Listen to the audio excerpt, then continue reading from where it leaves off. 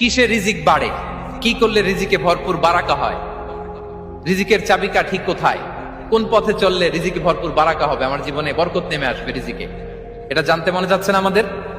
হ্যাঁ, কষ্ট হচ্ছে আপনাদের? কষ্ট হচ্ছে?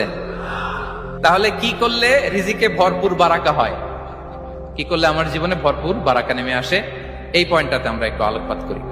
যেসব কাজ করলে আমাদের জীবনে রিজিকে আসমানি বারাকা নেমে আসবে, আমাদের রিজিকে আসমানি বারাকা নেমে আসুক, আমরা চাই কি চাই না?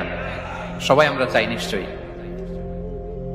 যে কাজ করলে রিজিকে আসমানি বারাকা আসে, এর এক নম্বর হচ্ছে তাকওয়াল্লাহ, আল্লাহর ভয়। আল্লাহ তাআলা বলছেন, ওয়া ইয়াত্তাকিল্লাহা ইয়াজআল লাহু মাখরাজা ওয়া ইয়ারযুকহু মিন হাইসু লা ইয়াহতাসিব।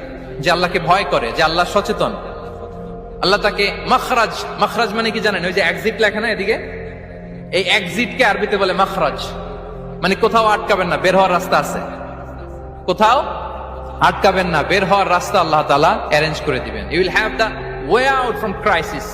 ক্রাইসিসে পড়লে, সংকট মোমেন্টে আল্লাহ তাআলা ওখান থেকে এক্সিটের ব্যবস্থা আপনাকে করে দিবেন।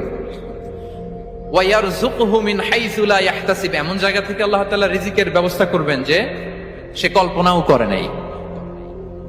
এরকম অনেক সময় হয় না যে আমি ভাবিও নাই যে এখান থেকে আমার রিজিকের বন্দোবস্ত হতে পারে, কোত্থেকে যে রিজিক চলে আসলো, এরকম জীবনে মাঝে মাঝে হয় কি হয় না? ব্যবস্থা করেন কে? যারা আল্লাহ তাআলাকে ভয় করে, যারা আল্লাহ সচেতন, তাদেরকে আল্লাহ তাআলা স্পেশাল রিজিক দিয়ে ধন্য করেন। তাকওয়াল্লাহ। পুরো কোরআনের মূল শিক্ষা কি,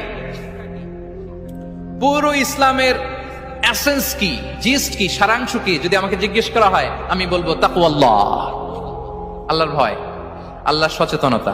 আল্লাহ is watching me, Allah is observing me. আল্লাহ তাআলা